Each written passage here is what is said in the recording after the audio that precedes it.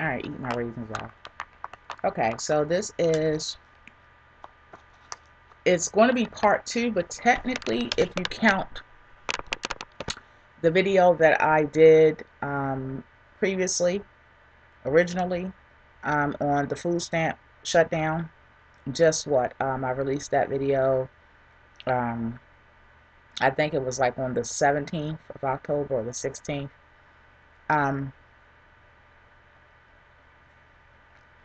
That would make this video, if you added the one right before this and the original video, this would be part 3. So if you haven't watched all the other videos, then go do so. Let me first say this because people focus on the wrong things sometimes. I do have clothing on. It's early in the morning, and after watching videos yesterday, it was some things that was pressed on my heart to talk about. So that's what I'm doing here. Okay, so I was watching a video and they were filming. First of all, a lot of people was brave enough to show their face on camera, admitting to being a food stamp recipient. Now, me personally, I don't see any shame in that, being that I received food stamps before as well. I was homeless before as well. And being that I know where I came from, I don't see where I or anybody else should have shame in that. But I say I'm shocked that they did so, because a lot of people do carry a lot of shame. A lot of people are made to carry a lot of shame because of it. So that's why I say I was extremely shocked to see so many. It wasn't just one or two. It was a lot of people that were interviewed by the news reporters at several different locations, and the customers, which were the EPT or SNAP card recipients, were voicing their frustration, I should say. Now, what I'm going to say, I hope that, being that you have watched both parts of the videos that I've done, you understand why I'm saying the things I'm saying, because I once was there. You understand why I share what I share, because I once was there. And I believe that we shouldn't just discuss things, but we should also offer alternatives or inspiration to know that we can make it, that we can grow and we can do better. And that's what one of my purposes are for sharing these videos.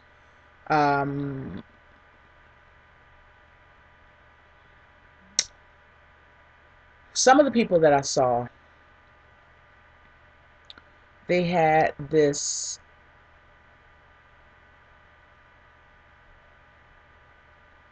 entitlement attitude. And I do understand the frustration. Trust me, I do understand the frustration.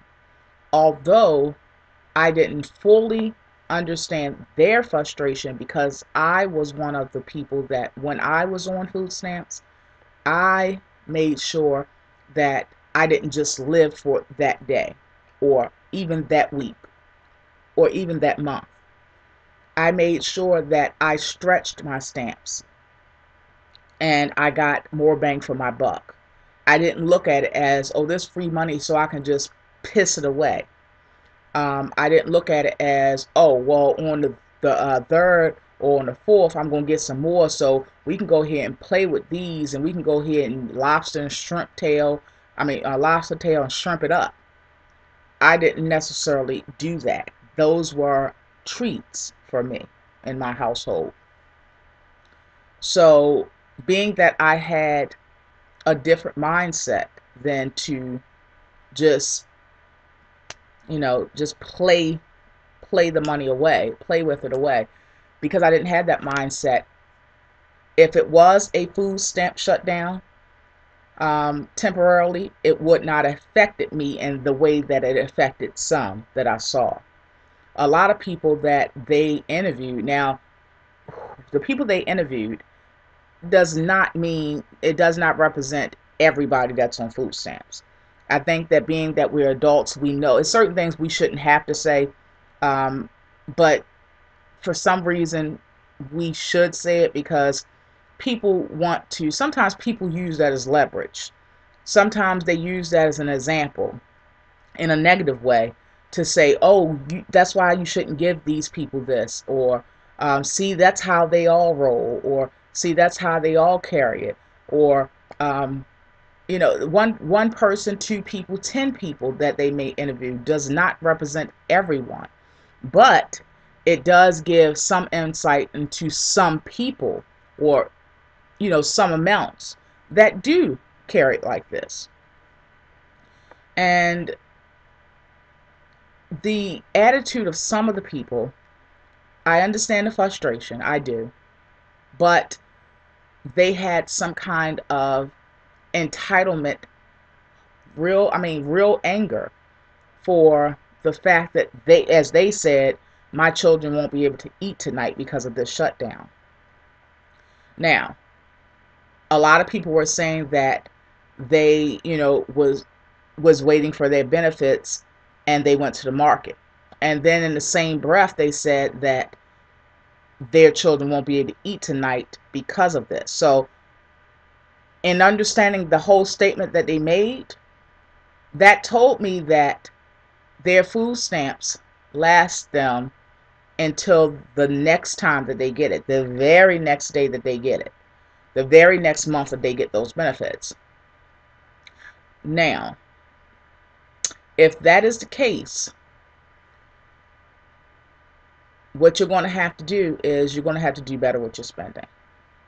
You're going to have to do better with your spending, whether that's your out-of-pocket cash, available cash that you may or may not have. You're going to have to do better with stretching your food stamps. You may can go to Whole Foods. You may can. You may have to go to Aldi's. You may have to go to Save-A-Lot. You may have to check the clearance section in the food market and get some of those things first. Now, I'm not saying don't treat yourself. I'm not saying don't enjoy certain foods. I'm not saying don't get your kids, the new cookie that may be out and getting a pack of that. I'm not saying that. What I'm saying is that you're going to, yes, go get those things, but also, this is some real talk right here. This is real talk coming from somebody that did it. Okay, I ain't coming from an angle of, oh, I didn't do this, but I know somebody that did, when it really means that they did it. They just don't want to admit that they was in that situation too. I'm telling you because I was in it, and I'm telling you what I did. This ain't something I heard. This ain't something I'm going to use and say a friend of mine did. I did it. I was there. And although I made sure when I got food stamps, I made sure I got the things that we liked. But I also made sure I got a huge bag of rice. I made sure I got a huge bag of flour. I made sure I got, a big case of like sliced cheese. Those kind of things I made sure I got. Instead of getting the name brand cereal, I got the cereal that come in that big country bag. You get it at any food market, and you get in Walmart. They always got it at the bottom because it's that big humongous bag of cereal. It don't come with no toy in it. It don't come with no fancy packaging. None of that. It don't have, the latest, singer or rapper or whoever's on Nickelodeon at the time. It don't have their picture stamped on the front. No, it's a big old bag of cereal. I made sure I got these things. Why? I made sure I got plenty of cans of tuna. Just like, for instance, the other day I bought tuna.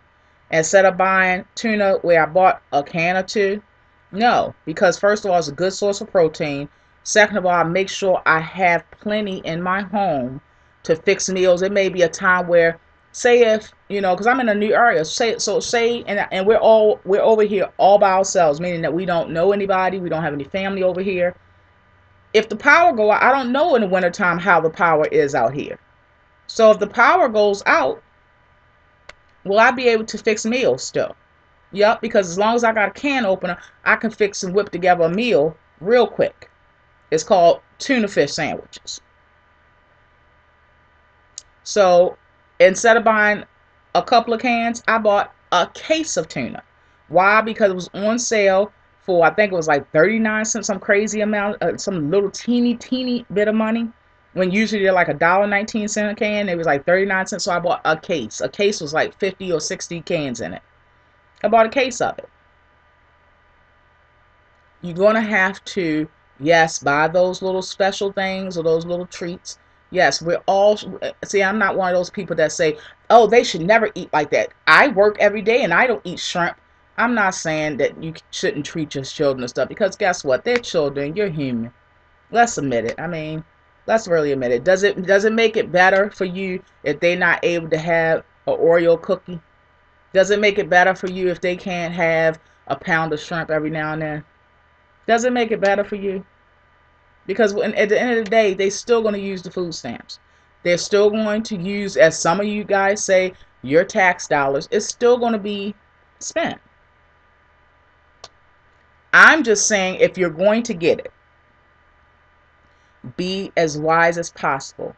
Do not buy enough food until the next time you get food stamps, and say if it's a glitch in the system or whatever you want to call the Congress or the state, the government said it was, whatever you want to say or whatever reasoning, so that if it happens again, you don't have to tell your children that night that they don't have anything to eat.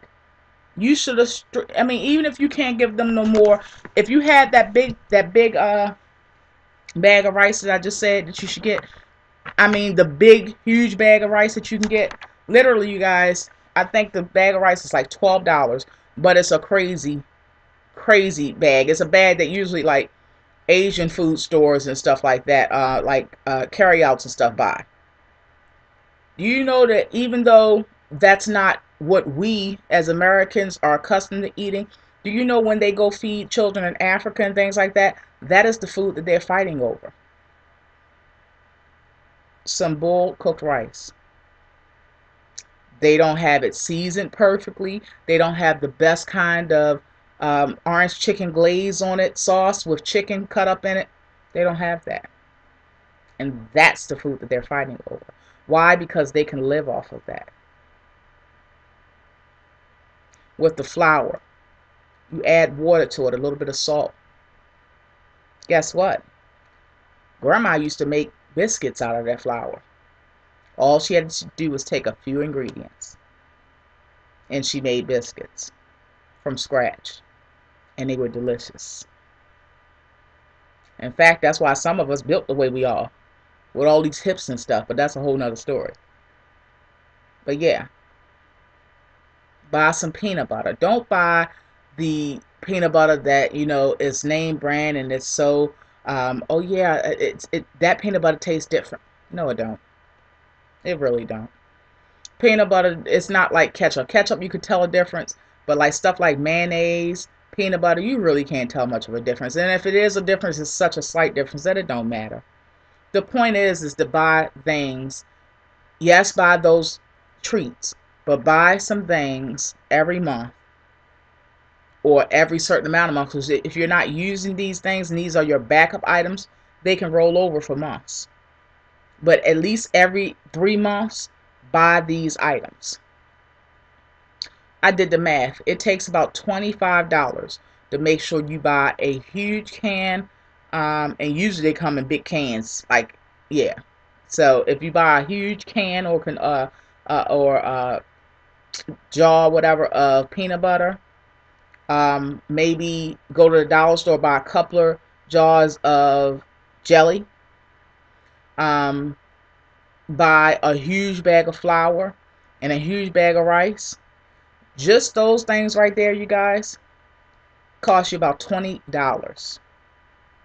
You can spare $20 and just have that as your emergency backup items every 2 or 3 months in your house. If you don't use them, at the end of the year, look how many things that you have stored up in your pantry. Go to the Dollar Tree, buy yourself some dollar containers, the biggest ones they have that have a lid, and that will safely store it. Break that stuff down.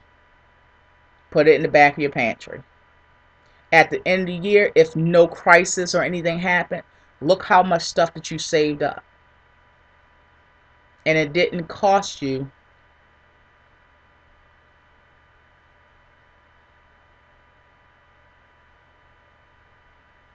I was looking at my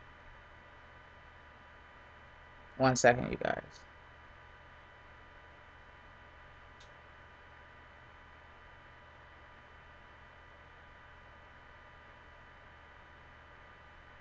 Okay, the clock is starting up.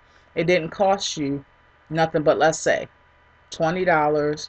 You spent that 6 times a year. That's $120. $120, and literally, you guys, your family can eat off of that in a crisis situation for like 6 months. You're not even going to really miss that $20. Say you're getting $400 in food stamps. You're spending $380 on the other things, on just staple items to make sure that you have backup items. You're spending $20. That means that you're only spending $20 and you spent $380. Trust me, that $20 is not going to be missed. But these are things that we have to do if you are receiving food stamps and you want to have a backup. I'm not saying people don't need food stamps, because the reality is, as I stated before, everybody needs a helping hand in some way, shape, or form. It may not be for you that you received a helping hand with food stamps, but guess what? If you've lived long enough and you have enough years on you, you've asked somebody for something. Trust me, I know it has happened. That's just the reality. If any of us have lived, if any of us don't come from parents that have, enormous amounts of money and came from money, owed money, then you've asked somebody for something at some point in time in your life. Again, it may not was food stamps, but it may was something else. It may was asking your neighbor for a cup of sugar. The fact is, you still asked for something. You still needed somebody for something. Doesn't matter if it was temporary, if it was short term, if it was long term. The point is, you still asked. The point is, you still needed help. The point is, you still needed a helping hand. That's not an issue for me. What I think is, just like when I was looking at the video that I saw from a couple of people, they had this air of entitlement, like they were angry. I mean, really enraged with saying that how dare the government cut off their benefits. And I understand the frustration, because they didn't have a backup plan. Obviously, they didn't do the storing the staple items for a rainy day, making sure that you could feed your kids, even if it's something that they don't necessarily want, but they can function and live off of that. They can function and live off of rice. They can function and live off of some biscuits. They can function and live off of that peanut butter and jelly on the biscuits and stuff like that. They can function and live off of some bread that you make out that flour. You understand what I'm saying? So they were like, someone were like, how dare they do this? And very upset. And I hate to say it, but a couple of the ones that were saying this, they had 3 bundles, 18, 20, and 22 in their head. They had knockoff shades. Yeah. They were getting out of their car, or they was going to their car to, after the reporters was coming towards them or whatever.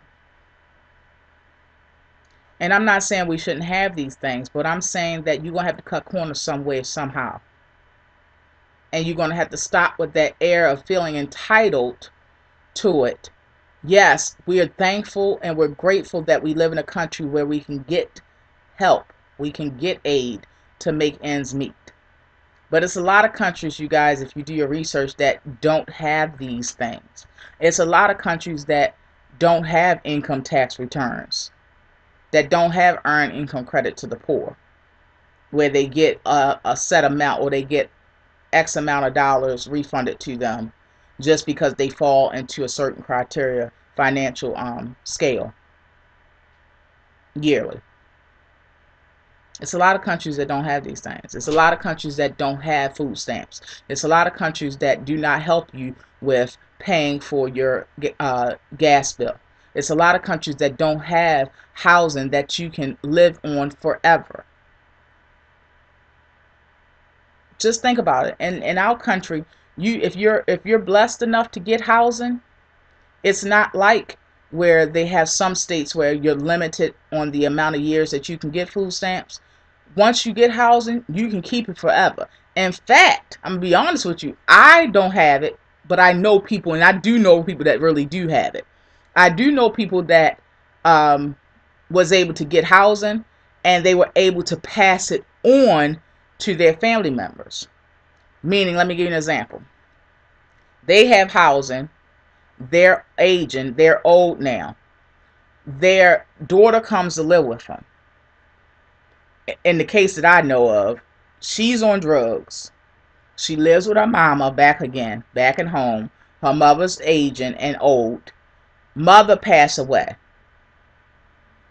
Because she entered the home before the mother passed away, mother's housing voucher was able to pass on to the daughter.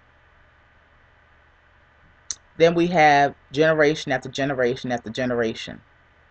Not passing on values necessarily, not passing on morals necessarily, not passing on skills to sustain themselves, not passing on businesses or knowledge of how to run businesses so that you can feed your kids, so that you can feed your family for years to come. Not necessarily passing that on. Now, I'm not saying everybody don't pass that on. What I'm saying is that they're not necessarily passing it on. What they're doing is they're passing on their Section 8 voucher. And you know what daughter's going to do? Daughter's going to do the same thing that mama did. And there we have generation after generation after generation being codependent solely, listen to my words, solely, being solely dependent on governmental aid. I'm not saying, and again, I've said it and reiterated a million times, I'm not saying that people don't need these things. I'm not saying that it's not legitimate. It's not a legitimate need. I'm not saying that, nor am I judging it. Because I applied for housing before too. Didn't get it, but applied for it.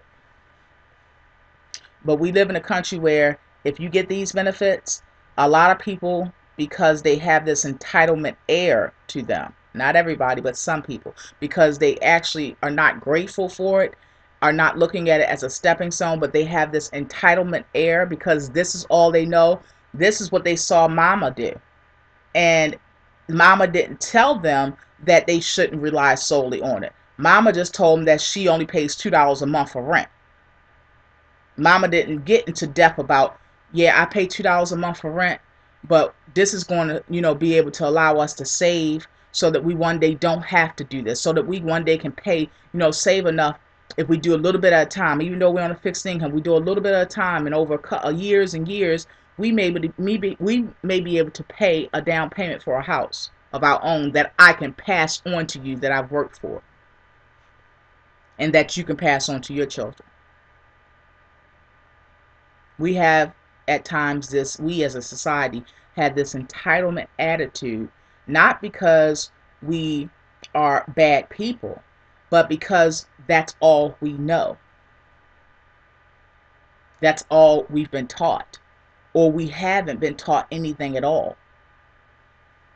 So they grow to think that that is what they should get. And how dare the government give them anything else other than that? How dare the government try to cut that off? Or how dare the government say that, you have a limited time on this? We live in a society, we live in a country where, again, once you get that blessing of a voucher, And I'm using that as an example right now because that's a governmental aid program. Once you get that, you can have it forever. I don't think a lot of people that don't know anything about Section 8 and things like that, I don't think that you guys know that. Once you have it, you can have it forever. Now, the only difference is, let me reiterate this, or let me talk about this. The only way you can't have it forever is if A, you're convicted of a crime, felony. B, you have some kind of violation where maybe you have somebody living there that's not supposed to. They even warn you with things like this. So they don't even like rip it from you as soon as they see that you've done something wrong. They actually give you a time, an allotment of time to make sure that you're up to par, you don't have that violation anymore, and they still continue you on the program. Or C, that your income has exceeded the requirements that is put on the amount of people that you can have in your home. For instance, if the income level is, say, you can't make, if you have 3 people living in your house, you can't make no more than 25,000 or 30,000 a year. Then that would be something that they can cut you off if you exceed that amount. But if you don't exceed that amount, if you, I'm going to get into this in another video, because I think that even though the government doesn't want you to rely solely on them, in a way that they do. It's like kind of like, it's contradictory the way that they it's almost, they set you up to rely on it, because they make it so comfortable for you to, if you don't get better, if you don't do better, they'll continue your benefits forever. If you don't ever increase your income, if you don't get a better job, if your income stays fixed and the same forever, they'll continue your benefits forever. But they don't want you to rely solely on them. But then if you better yourself, if your income increases, then they will cut you off. So it gets people to thinking and to wondering, okay, do I stay stagnated and do I stay stunted financially? Do I not better myself and I have the cushiony comfort of the government paying for these things? Or do I better myself, work hard, elevate myself, and I don't have that cushion anymore? I have to rely solely on me. And coming from people that they have seen mama do those things, relying solely on it, coming from people that they see in their environment, how they're living or how they're comfortable where they're at, sometimes they will say, well, guess what? I choose to not better myself because I won't have that cushion. I won't have that safety net. And they'll just go ahead and stay where they're at. They'll go ahead and stay financially, mentally. All of those things where they're at. They're stunning themselves. So we just have to, I'm saying all this to say, and I thank you for bearing with me for this long video. We just have to teach our children now, today, even if we receive aid of any kind, we have to teach our children how to not have to rely on those things, because their generation may not have it. And if you don't teach them, then how will they know?